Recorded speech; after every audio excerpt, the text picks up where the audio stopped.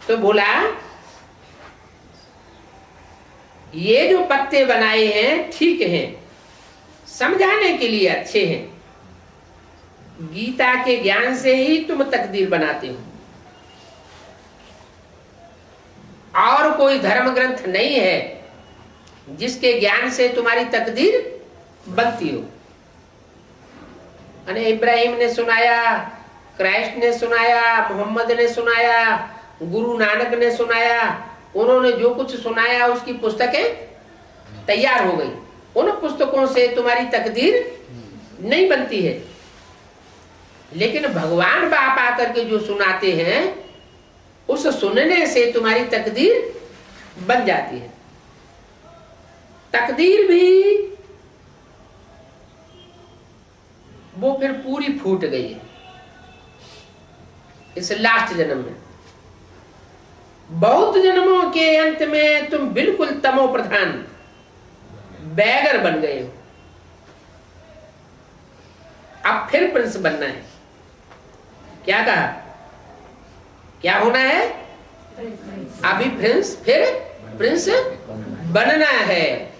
बनना है या बन गया होगा? नहीं, ये वाणी कब की है? हाँ, 67 की है ना। तो क्या कहेंगे? बनना है या बन गया? सन 67 की वाणी है। 67 की वाणी है तो पास्ट की वाणी है ना। तो उस समय के लिए क्या कहेंगे? बनना है या बन गया? बनना है। एम ऑब्जेक्ट है राजयोग। फिर चाहे लक्ष्मी नारायण को दिखाओ या राधा कृष्ण को दिखाओ, पहले तो जरूर राधा कृष्ण ही बनेंगे। चाहे संगमयुगी कृष्ण हो और चाहे सतयुगी कृष्ण हो।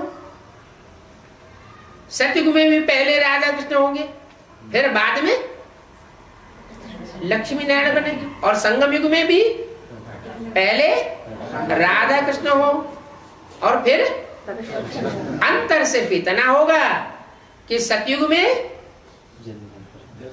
जो राधा कृष्ण बनते हैं उनको बैगर टू प्रिंस नहीं कहेंगे।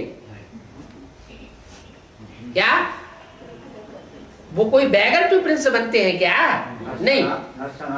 लेकिन संगम युग में तो नहीं, सतयुग में जो कृष्ण बनते हैं वो नर से नारायण कहाँ बनते? वो नर से प्रिंस बनते हैं, फिर बाद में नारायण बनते हैं। और तुम तो प्रिंस भी बनते हो और फिर नारायण भी बनते हो। जैसे प्रिंस होता है उसको कमाई करने की कुछ दरकार होती है, हैं? कुछ चिंता होती है, हैं? चिंता नहीं होती है। राज परिवार से सब कुछ मिलता रहता है कि मांगना पड़ता है, हैं?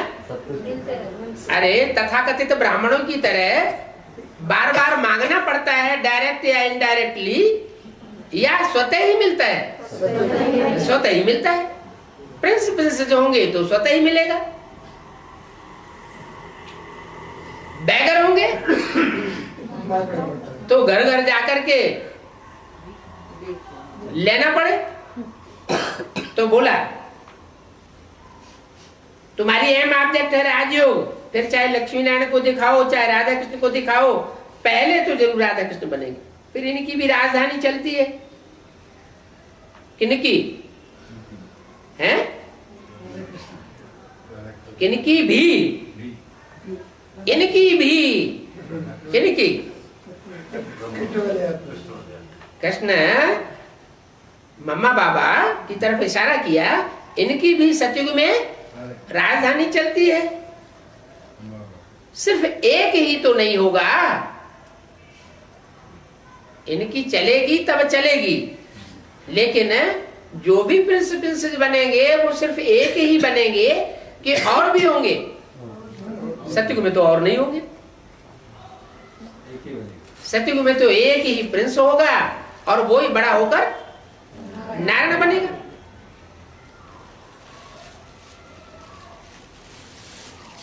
सिर्फ एक ही तो नहीं होंगे ना।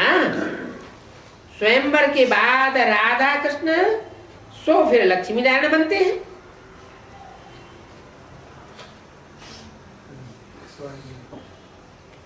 काहे के बाद स्वयंवर। ये स्वयंवर कोई कोरोनेशन हुआ क्या? कोई उत्सव होता है क्या?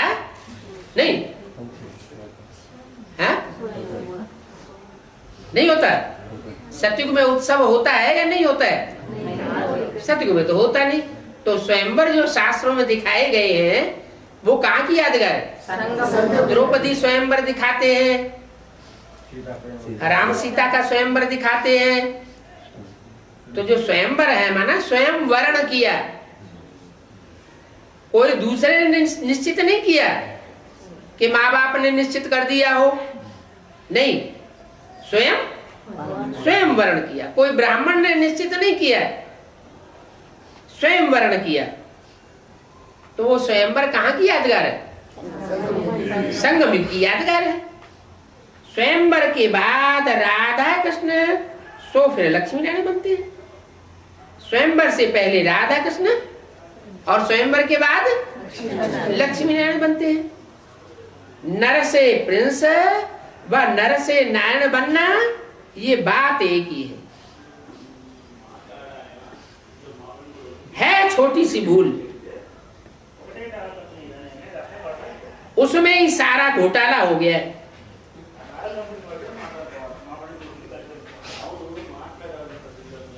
कहाँ परमपिता परमात्मा की बायोग्राफी और कहाँ श्री कृष्ण की बायोग्राफी।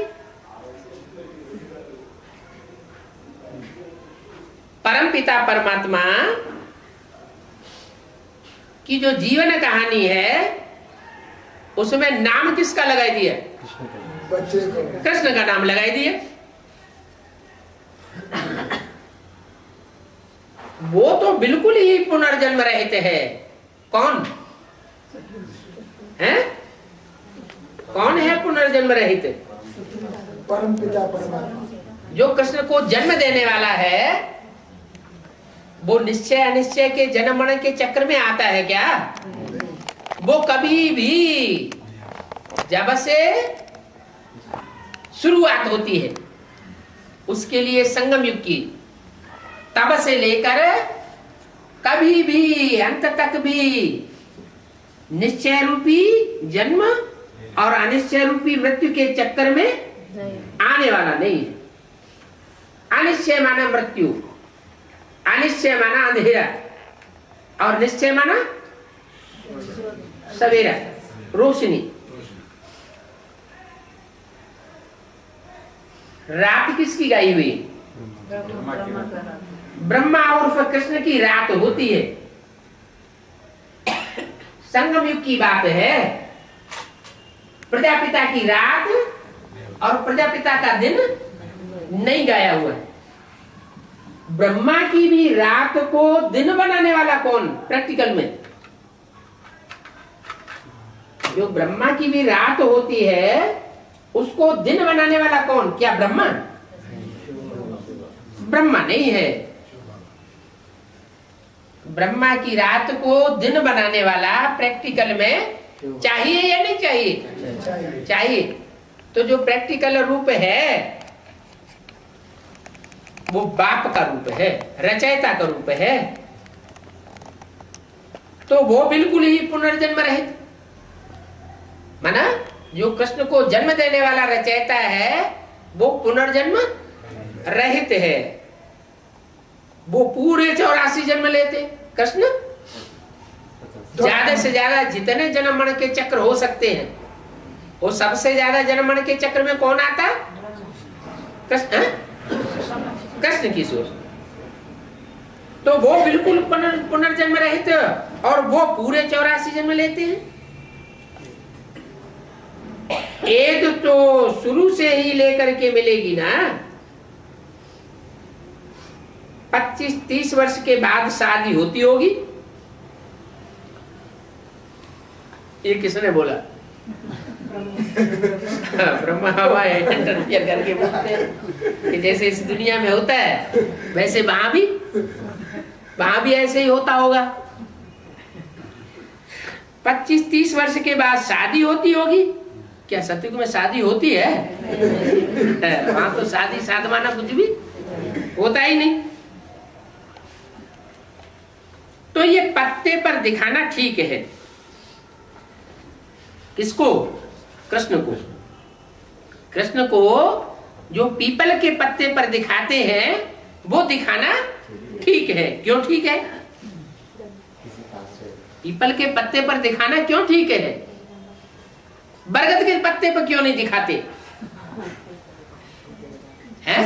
किसमें प्रवेश करता है? हाँ, वो कृष्ण की सोल जिसमें प्रवेश करके पार्ट बजाती है, वो पार्टधारी शरीरधारी पीपल के पत्ते की तरह थोड़े से भी माया के झोंके से हिलने लग पड़ता है।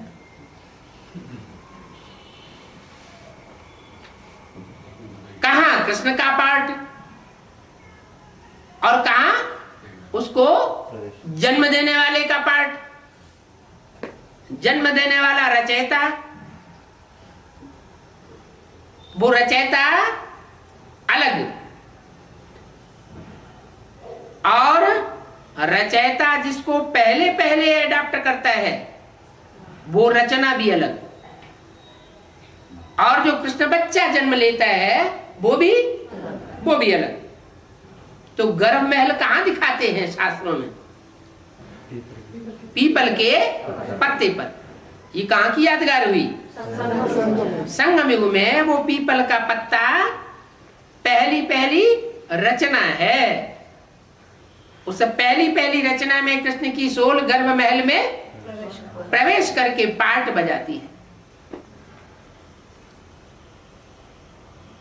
पीपल का पत्ता हिलता डुलता है तो गायन होता है, सत्य की नैया डोलेगी हिलेगी लेकिन डूबेगी नहीं। क्योंकि सत्य बाप का सत्य बच्चा उसमें विराजमान है।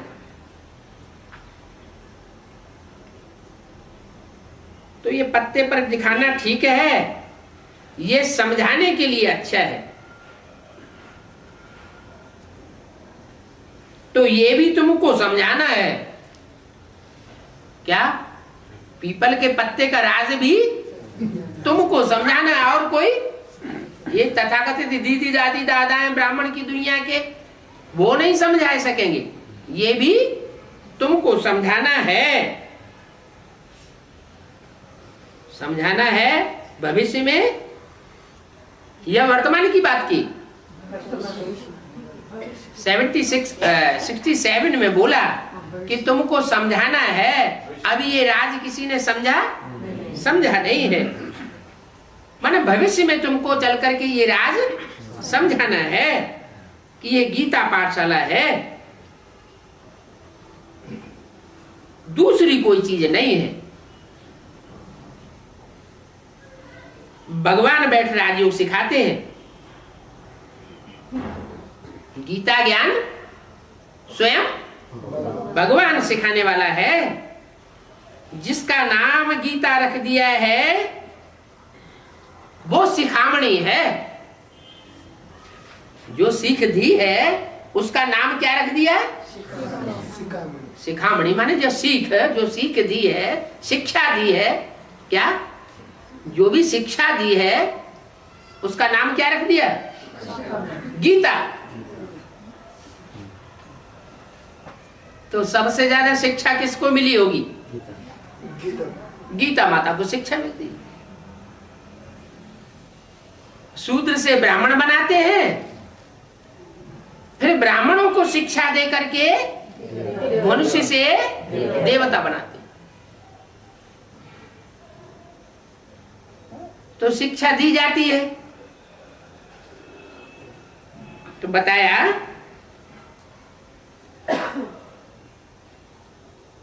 भगवान ने बैठ जो राजयोग सिखाया है, जिसका नाम गीता रख दिया है। कोई भी धर्म स्थापन होता है तो धर्मशास्त्र जरूर चाहिए। क्या? उस धर्म को, उस धर्म की धारणा को शासित करने वाला जो शासन है, शासक है, वो पुस्तक ऐसी जरूर चाहिए। वो तो हद की पुस्तकें होती है, स्थूल, और ये पुस्तक कैसी है? चैतन्य पुस्तक है।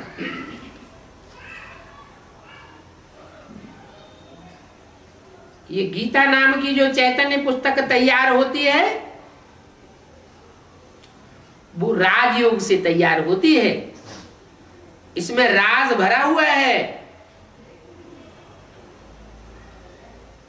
हर धर्म का धर्मशास्त्र जरूर होता है। भक्ति मार्ग में सबके धर्मशास्त्र हैं। मुसलमानों का भी है, क्रिश्चियंस का भी है, सिखों का भी है, बौद्धियों का भी है।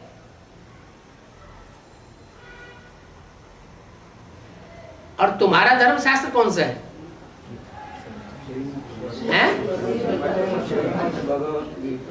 हिंदुओं का माना जाता है श्रीमद् भगवत गीता, लेकिन उसमें नाम किसका डाल दिया है? रचयिता। तो रचयिता जो नाम डाल दिया है, वो जो जन्म लेने वाला है उसका ही नाम डाल दिया। तो जन्म लेने वाला रचयिता कैसे हो सकता है? जन्म लेने वाला और जन्म देने वाला, पहले कौन हुआ? पहले तो जन्म देने वाला चाहिए। जन्म लेने वाले ने जन्म किससे लिया? नहीं, बाप तो ठीक है, वो तो बीज बोने वाला हुआ। बीज बोने वाला तो बाप हुआ। बीच में कौन होता है? बच्चे और बाप के बीच में भी तो कोई होता है, माँ होती है। तो गीता माता जरूर चाहिए। ये गीता माता है सब शास्त्रों की माता। तो भक्ति मार्ग में सबके धर्मशास्त्र हैं।